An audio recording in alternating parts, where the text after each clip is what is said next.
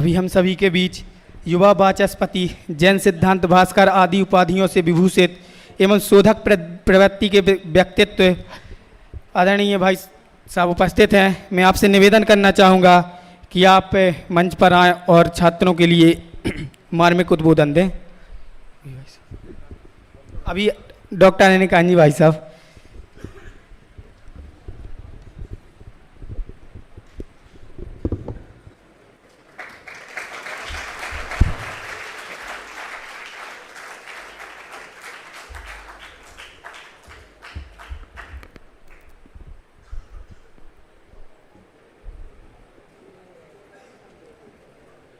अनंत धर्मिणस्तत्वं पश्यन्ति प्रत्यगात्मनः अनेकांतमयी मूर्ति नित्यमेव प्रकाश्यतां धम्मो मंगलमुक्केट्टम् अहिंसा संयमो तवो देवावीतं नमस्सन्ति जस्य धम्भे सयामणो जस्य धम्भे सयामणो।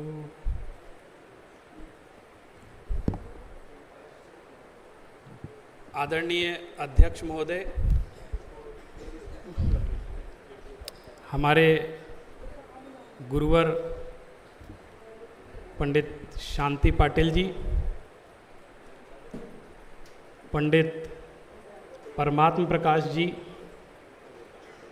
एवं यहाँ सभा में उपस्थित सभी श्रोतागण एवं विद्यार्थीगण, मुझे आज बहुत प्रसन्नता हो रही है कि एक सहज संयोग प्राप्त हुआ। किसी कारण से मुझे जयपुर आना हुआ और आज मुझे यहाँ पे सभी नए विद्यार्थियों से और वर्तमान के विद्यार्थियों से भी परिचय प्राप्त करने का अवसर मिला है। जब मैं आप लोगों को देखता हूँ तो मैं अपनी पुरानी यादों में खो जाता हूँ। जैसे आप लोग यहाँ अध्ययन कर रहे हैं उसी तरह मैं भी यहाँ मैंने प्रवेश लिया और आप सभी की तरह यहाँ रहकर मैंने भी अध्ययन किया। अभी कुछ बात मैं अपने अनुभव से आपको ऐसी बताने जा रहा हूँ जो आपके जीवन के लिए बहुत महत्वपूर्ण है। एक तो मैंने ये देखा है कि जीवन में 10वीं कक्षा बड़ी महत्वपूर्ण होती है। भारत के अंदर 10वीं का बड़ा महत्व है। मुझे लगता है जो 10वीं पास हो जाता है उसको ये लगता है कि अब ये संगी पंचेंद्री हो गया है वास्तव में। अब ये कुछ समझ सकता है, कुछ कर सकता है, जीवन में कुछ आगे बढ़ सकता है। और 10वीं के बाद 10 वर्ष, कहाँ से 10वीं के बाद 10 वर्ष, ये समझ लो आपकी साधना का काल है। इन 10 वर्षों में जिसने साधना कर ली, बाकी के पूरे जीवन उन्हीं 10 वर्षों का खाता है। बाकी क्या होता है आगे जाकर के उसी की पुनरावृत्ति करता है, उन 10 वर्षों में उसने जिसने जो मेहनत कर ली। तो हम सभी को मिलकर ये तय करना है कि 10वीं के बाद 10 वर्ष की मेरी क्या प्लानिंग है। उस हिसाब से अपना टारगेट निश्चित करते हुए हमें आगे बढ़ना है। मैं लेकिन एक विशेष बात आज दिन भर से मेरे दिमाग में चल रही है, वो बात आपसे कहने के लिए थोड़े समय के लिए उपस्थित हुआ हूँ। उसका कारण ये है कि आज मुझे यहाँ प्रताप नगर में एक लेखक सम्मान की प्राप्ति हुई। एक पत्रिका आती है जिनवाणी, उन्होंने कहा कि आपके निबंध मेरी पत्रिका में छपते हैं और हम चाहते हैं हम अपने लेखकों को सम्मानित करें। तो इस अवसर पर उन्होंने एक गोष्ठी रखी और मुझे उस गोष्ठी में एक अभूतपूर्व उपलब्धि हुई। वो ये कि गोष्ठी से पहले एक मुनि वहाँ पर पूरी समाज को लेखक कैसा होना चाहिए, लेखक कैसे बनना चाहिए, क्यों बनना चाहिए, इसका बड़ा ओजस्वी वक्तव्य दे रहे थे और उनका वक्तव्य सुनकर मैं बड़ा प्रभावित हूँ। मैंने कहा देखो, समाज के भीतर लोगों से कह रहे हैं, जैसे हम कभी कहीं प्रवचन करते हैं तो हम समाज से कभी कहते हैं कि तुम लोग लेखक बनो, ऐसा तो कभी नहीं कहते हम। विद्वानों से भले ही, विद्यार्थियों से भले ही कहते, लेकिन समाज से नहीं बोलते। वो पूरी समाज के भीतर ये कह रहे थे और लेखक कैसे बनना चाहिए इसका भी उदाहरण बता रहे थे। पूरा क्रम वाइज उन्होंने बहुत अच्छा सुंदर वक्तव्य दिया। उसके कुछ अंश मैं आपको बताना चाहता ताकि ये बात आप तक पहुंच जाए। कुछ बिंदु आपके लिए महत्वपूर्ण हैं, वो मैं नोट करके लाया। एक तो उन्होंने कहा कि जब आप कभी लिखने बैठें तो सबसे पहले एक विषय का चयन करें कि मुझे इस विषय पर लिखना है, और वो विषय कैसा होना चाहिए इस पर भी चर्चा हुई। एक तो वो विषय अशक्यानुष्ठान नहीं होना चाहिए, ऐसे विषय का चुनाव ना कर लें कि जिस पे हम पार ही ना पा पाए। सबसे पहले जो हमारी परिधि में आता है या जिसका परिचय हमें है, उस एक सुंदर विषय का चयन करिए और निरंतर उस पर आत्मचिंतन करते रहे उस विषय पर, और निरंतर अभ्यास करते रहिए। अगर आपको अच्छा लिखना सीखना है तो आपको निरंतर अभ्यास करना चाहिए। मुझे पता नहीं हमारे विद्यार्थी ऐसा करते हैं कि नहीं, लेकिन पहले ये बहुत चलता था डायरी लेखन का काम। तो विद्यार्थियों को ये चाहिए कि प्रतिदिन डायरी का एक पन्ना जरूर लिखें। अपने जीवन में आप ये दृढ़ प्रतिज्ञा आज के दिन कर लो कि मैं किसी न किसी विषय पर अपना चिंतन करते हुए एक पृष्ठ जरूर लिखूंगा। आप ऐसी आज के दिन से यदि शुरुआत करते हैं तो आप खुद देखेंगे, खुद ब खुद आपकी लेखनी में सुधार होता जाएगा और एक दिन आप बहुत अच्छे लेखक बन जाए। तो एक तो अभ्यास का क्रम। फिर उन्होंने कहा कि अच्छा लिखने के लिए आपको एक अच्छा पाठक होना भी बहुत जरूरी। जो अच्छा साहित्य पढ़ता है, अच्छी भाषा का साहित्य पढ़ता है, वो धीरे धीरे अपने लेखन में गंभीरता, किसी विषय को किस तरह से प्रस्तुत किया जाए, इस विषय को बहुत जल्दी से सीख लेता है और लिखने भी लग जाता है। दूसरी बात, बहुत पहले कक्षाओं में श्रुति लेखन चलता था, लेकिन अब देखता हूँ कि कक्षाओं में उस तरह की परंपरा नहीं है। लेकिन उस श्रुति लेखन में क्या होता था कि गुरुजी बोलते थे और बच्चे सुन करके उसको लिखते थे। उससे भी लेखन कला का बहुत अच्छा विकास होता था। हमारा जितना अधिक अध्ययन होगा उतने ही हम पूर्ण होते चले जाएं। अध्ययन हमको हमेशा पूर्ण बनाता है और जो हमको बोलने का अवसर मिलता है वो हमको परिपक्व बनाता है। इसलिए बोलने का भी अभ्यास उसके साथ साथ बहुत आवश्यक है। और आप देखें, बोलना हमको परिपक्व बनाता है, लेकिन लिखना हमको प्रामाणिक बनाता है। आप जो बोलते हैं ना, उसको बाद में लोग, मैंने ये नहीं कहा था, मेरी कहने का मतलब कुछ और था, मेरी बातों को तोड़ मरोड़ कर प्रस्तुत किया गया है, ऐसे कह कह के अपनी बात से पलट भी जाते।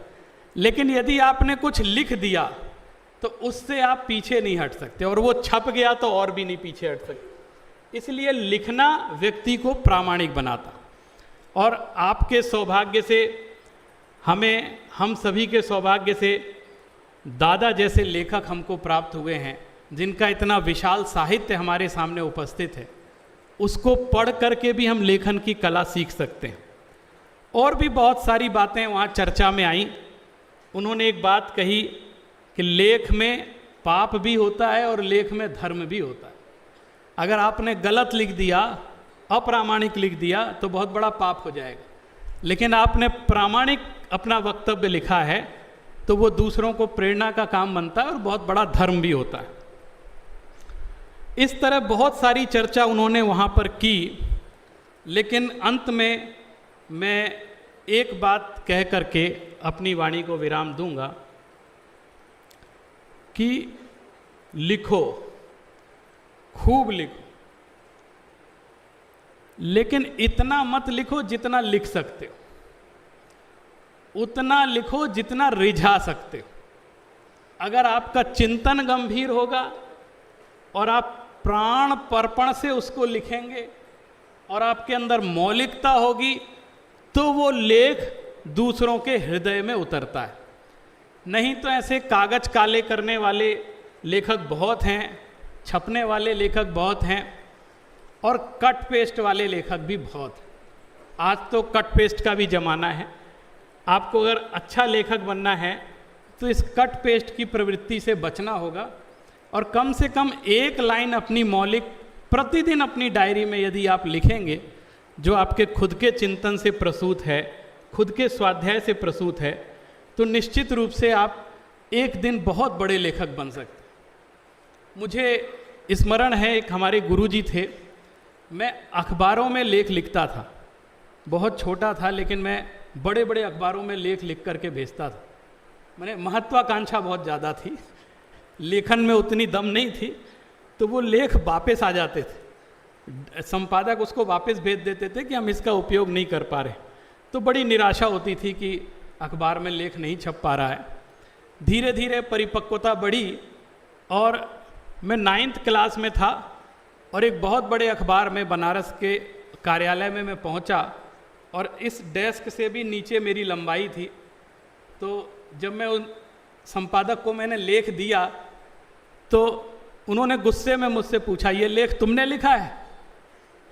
तो मैं घबरा गया और मैंने उनसे झूठ बोला कि नहीं, ये मेरे बड़े भाई साहब ने लिखा है और वो पीएचडी कर रहे हैं यूनिवर्सिटी में, उन्होंने मेरे हाथ से भिजवाया है। तो उन्होंने कहा अनेकांत कौन है? मैंने मेरे बड़े भाई साहब हैं।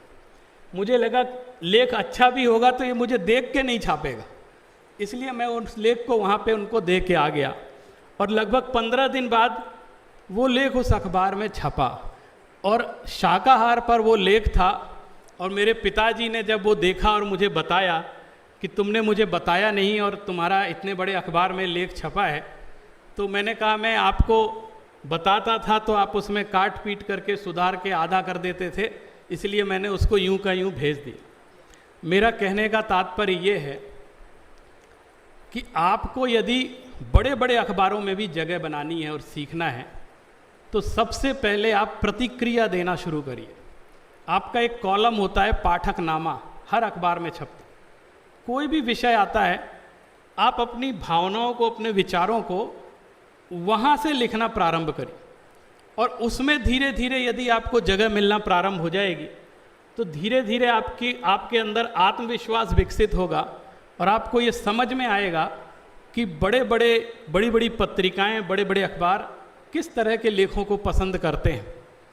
हमने जैसे ये बात प्रारंभ की, जो हमारा मीडिया तंत्र है, अखबार हैं, वो प्रायः जैन धर्म दर्शन के लेख नहीं छापते थे, लेकिन मैंने ये प्रयास किया, लगभग 20 साल तक मैं लगातार लगा रहा, और आपके दैनिक भास्कर, दैनिक जागरण, अमर उजाला, हिंदुस्तान, इनके मुख पृष्ठों पर जो धर्म दर्शन के पेज आते हैं, उसमें मैंने जब जैन धर्म दर्शन के विषय में सरल भाषा में लिखना प्रारंभ किया, तो उसकी जो प्रतिक्रिया आई उससे मैं बहुत उत्साहित हुआ, क्योंकि अजैन लोग मुझे चिट्ठियां लिखते थे कि ये 12 भावनाओं का प्रकरण मुझे आज तक समझ में नहीं आया था, लेकिन आपका लेख पढ़ के मैं बड़ा प्रभावित हुआ कि जैन धर्म में 12 भावनाएं हैं, 10 धर्म हैं। तो ये मुझे लगा ये बहुत बड़ा काम है कि एक अजैनों के भीतर भी जैन दर्शन के प्रति एक अच्छी भावना उपस्थित होती है। तो आप लेख के माध्यम से, लेखन के माध्यम से आप अपने घर में बैठे बैठे विदेश घूम सकते हैं, घर में बैठे बैठे देश के कोने कोने तक अपनी बात पहुंचा सकते हैं। लेकिन इसके लिए आपको सतत अभ्यास की आवश्यकता है, सतत सीखने की आवश्यकता है, और धीरे धीरे अगर हम कदम आगे बढ़ाते हैं तो वो दिन दूर नहीं रहता है जब हम एक अच्छे सिद्धहस्त लेखक बन जाते हैं और हम अपनी जिनवाणी को, अपनी भावनाओं को लोगों तक पहुंचाने में कामयाब हो जाते हैं। आप सभी ने मुझे यहाँ बोलने का अवसर प्रदान किया, इसके लिए मैं आप सभी का बहुत बहुत धन्यवाद। जय जिनेन्द्र।